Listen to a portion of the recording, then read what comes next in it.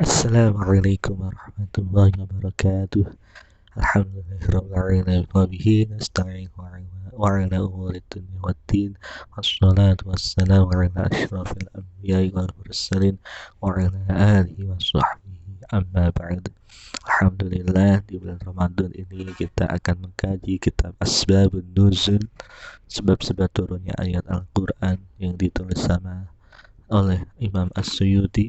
Ya, kita mulai di surah Al-Baqarah ya, Madaniyah 286 ayat ya. A'udzubillahi minasyaitonirrajim. Innal ladzina kafaru sawa'un 'alaihim a anzartahum am lam tundirhum la yu'minun. Ini adalah ayat ke-6 dari surah Al-Baqarah.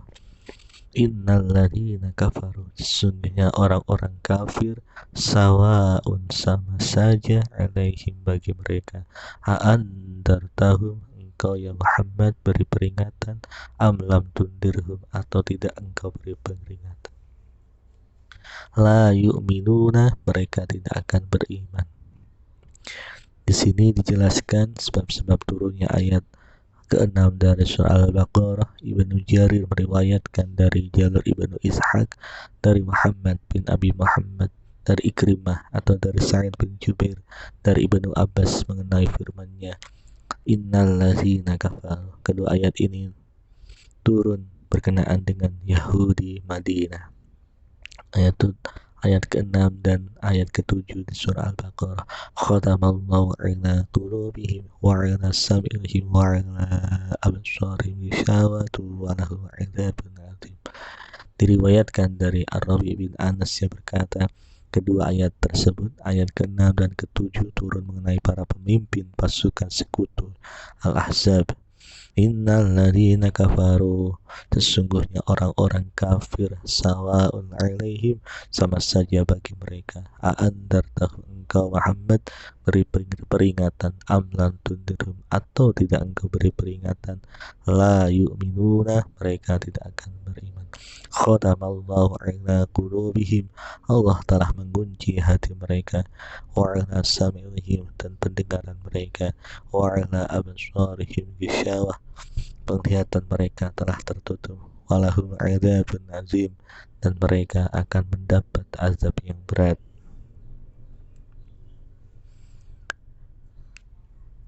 Wa idza laqul ladzina amanu qalu amanna wa idza khalau ila syayatinihim qalu inna ma'akum innama nahnu mustahzi'un. Ayat ke-14 dari surah Al-Baqarah. Wa idza laqul ladzina amanu, dan apabila mereka berjumpa dengan orang yang beriman, qalu mereka berkata, amanna kami telah beriman. Wa idza khalau ila syayatinihim, tetapi apabila mereka kembali kepada setan-setan, qalu mereka berkata, inna ma'akum innama nahnu mustahzi'un, sesungguhnya kami bersama kamu, kami hanya berolok-olok. Sebab turunnya ayat ke-14 ini, Al-Wahidi dan As-Sa'labi meriwayatkan dari jalur Muhammad bin Marwan dan As-Suddi As-Shagir dari Al-Kabi dari Abu Sahih dari Ibnu Abbas. Ia berkata, ayat ini turun berkenaan dengan Abdullah bin Ubay dan para sahabatnya, yaitu ketika suatu hari mereka keluar lalu berjumpa dengan sekelompok sahabat Rasulullah SAW. Lantas Abdullah bin Ubay berkata, lihatlah bagaimana aku memalingkan orang-orang bodoh itu dari kalian. Kemudian ia menghampiri dan memegang tangan Abu Bakar seraya berkata, selamat datang As-Siddiq, pemimpin Bani Tamim, Syekh Islam, orang yang mendampingi Rasulullah SAW di gua, yang mengorbankan jiwa dan hartanya untuk Rasulullah. Lalu ia memegang tangan Umar dan berkata, selamat datang pemimpin Bani Adi bin Ka'ab, sang pembeda dan orang kuat dalam agama Allah, yang mengorbankan jiwanya dan hartanya untuk Rasulullah. Lalu dia memegang tangan Ali sambil berkata, "Selamat datang putra paman Rasulullah SAW dan menantunya, pemimpin Bani Hashim yang tidak pernah meninggalkan Rasulullah." Setelah itu mereka berpisah. Abdullah bin Ubay berkata kepada para sahabatnya, "Bagaimana pendapat kalian mengenai apa yang telah aku lakukan? Jika kalian melihat mereka, maka lakukanlah sebagaimana yang telah aku lakukan." Para sahabatnya memujinya dengan baik. Lantas kaum muslimin kembali kepada Nabi Muhammad SAW dan mengabarkan hal itu. Dengan demikian turunlah ayat tersebut. Au kasyibin minas samaa'i fihi zulumatu wa ra'du wa barqu yaj'aluna asabi'ahum fi adhanihim minas sawa'iqi hadaral maut wallahu muhitun bil kafirin.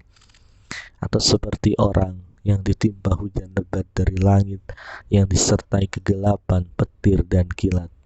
Mereka menyumbat telinga dengan jari-jarinya menghindari suara petir itu karena takut mati. Allah meliputi orang-orang kafir. Ayat 19 dari surah Al-Baqarah ini diriwayatkan dari Ibnu Jabir, meriwayatkan dari Jinu As-Sudi Al-Kabir, dari Abu Malik dan Abu Shalih dari Ibnu Abbas, dari Murrah, dari Ibnu Mas'ud dan sekelompok sahabat. Mereka berkata, ada dua orang munafik penduduk Madinah yang meninggalkan Rasulullah menuju orang-orang musyrik. Lalu keduanya ditimpa hujan sebagaimana yang difirmankan oleh Allah bahwa hujan itu disertai petir yang menggelegar dan kilat. Setiap kali kedua orang itu diterpa suara petir, keduanya menutup kedua telinga dengan jari mereka karena takut jika suara petir itu merusak telinga dan membunuh mereka. Ketika kilat itu menerangi mereka, mereka pun berjalan di bawah cahayanya, dan jika kilat itu tidak menerangi, maka keduanya tidak bisa melihat. Lalu keduanya sampai seraya berkata, "Esok pagi kita akan menemui Muhammad," lalu meletakkan tangan pada tangannya. Lantas keduanya mendatangi Rasulullah, masuk Islam dan meletakkan kedua tangannya di tangan beliau. Kemudian keduanya masuk Islam.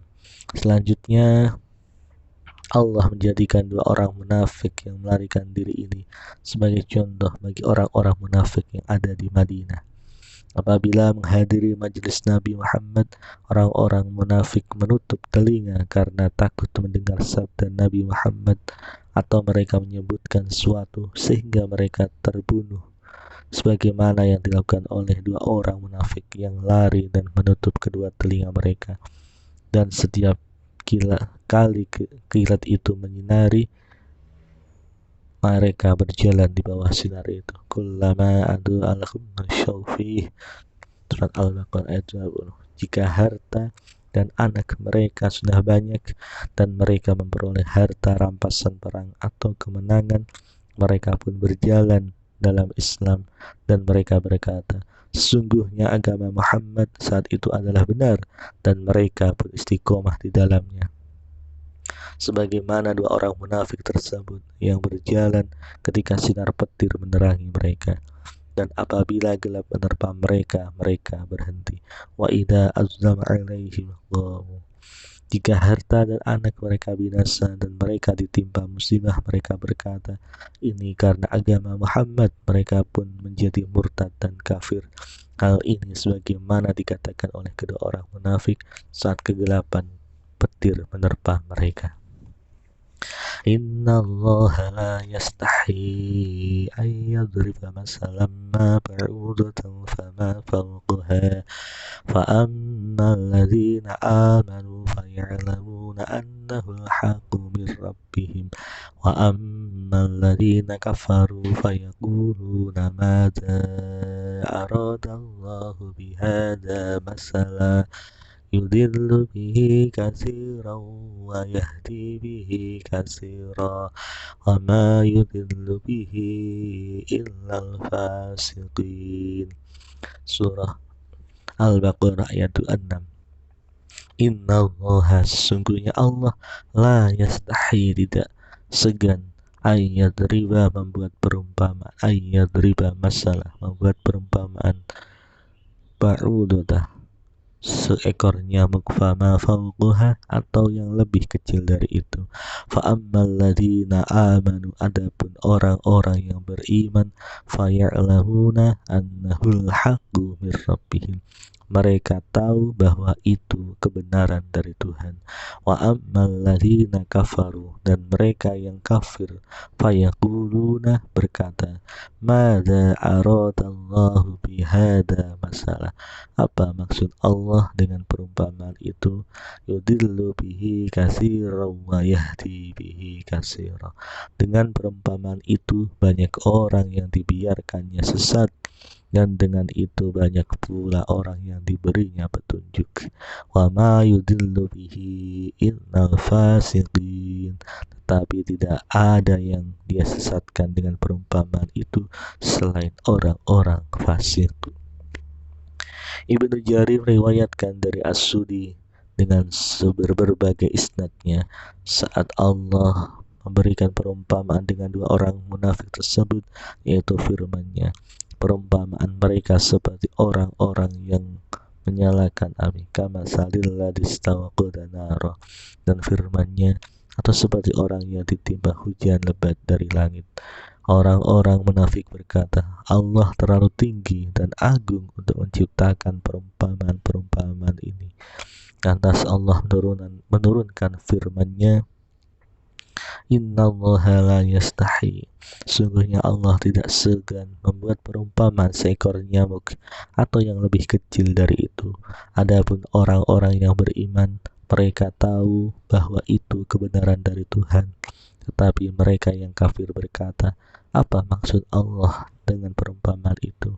Dengan perumpamaan itu banyak orang yang dibiarkannya sesat, dan dengan itu banyak pula orang yang diberinya petunjuk. Tetapi tidak ada yang dia sesatkan dengan perumpamaan itu selain orang-orang fasik, yaitu orang-orang yang melanggar perjanjian Allah setelah perjanjian itu diteguhkan dan memutuskan apa yang diperintahkan Allah untuk disambungkan dan berbuat kerusakan di bumi. Mereka itulah orang-orang yang rugi. Al-Wahidi meriwayatkan dari Abdul Ghani bin Sa'id As-Saqafi dari Musa bin Abdurrahman dari Ibnu Jurayj dari Atha dari Ibnu Abbas, ia berkata, sesungguhnya Allah menyebutkan sembahan orang-orang musyrik lalu berfirman, wahai manusia, telah dibuat suatu perumpamaan, maka dengarkanlah. Sungguhnya segala yang kamu seru selain Allah tidak dapat menciptakan seekor lalat pun. Quran Surah Al-Hajj ayat 73. Selanjutnya Allah menyebutkan tipu daya sesembahan mereka dan menjadikannya seperti sarang laba-laba. Allah menyebutkan tipu daya sesembahan mereka dan menjadikannya seperti sarang laba-laba. Mereka berkata, tidakkah engkau melihat Allah menyebutkan lalat dan laba-laba dalam Al-Quran yang diturunkan kepada Muhammad? Apa yang akan dibuat oleh Allah dengan perumpamaan ini? Selanjutnya Allah menurunkan tersebut. Abdul Ghani lemaskan. Abdul Razak mengatakan dalam tafsirnya, Ma'mar mengabarkan kepada kami dari Qatadah, ketika Allah menyebutkan laba-laba dan lalat, orang-orang musyrik berkata, apa yang membuat laba-laba dan lalat disebutkan? Lantas Allah menurunkan ayat itu. Ibnu Abi Hatim meriwayatkan dari Al-Hasan, ia berkata, saat turun ayat, wahai manusia, telah dibuat suatu perumpamaan. Orang-orang musyrik berkata, untuk apa perumpamaan atau yang menyerupai perumpamaan ini dibuat? Lantas Allah menurunkan ayat Innallaha la yastahi dan seterusnya. Atamuruna an-nasa bil birri wa tansawna anfusakum wa antum tatluna al-kitab afala ta'qilun. Atamuruna an-nasa, mengapa kamu menyuruh orang lain bil birri mengerjakan kebaikan, wa tansawna anfusakum, sedangkan kamu melupakan dirimu sendiri, wa antum taslunal kitab, padahal kamu membaca kitab. Afala ta'qilun, tidakkah kamu mengerti?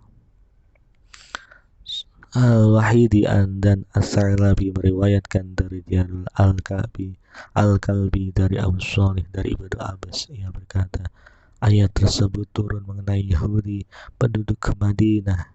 Salah seorang dari mereka berkata kepada besan kerabatnya serta di antara kaum muslimin yang ada hubungan sesusuan dengan mereka, tetaplah dalam agamamu dan taatlah pada orang ini. Sesungguhnya apa yang diajarkannya adalah benar. Mereka menyuruh manusia menaati Muhammad, sedangkan mereka sendiri tidak mengerjakannya. Wallahu a'lam. Alhamdulillah, ya, kita sudah sampai di beberapa surah sebab turun asbabun nuzulnya. Ya, kita sampai di surah Al-Baqarah ayat 44. Insyaallah kita sambung lagi besok. Wallahu a'lam bishawab. Wassalamualaikum warahmatullahi wabarakatuh.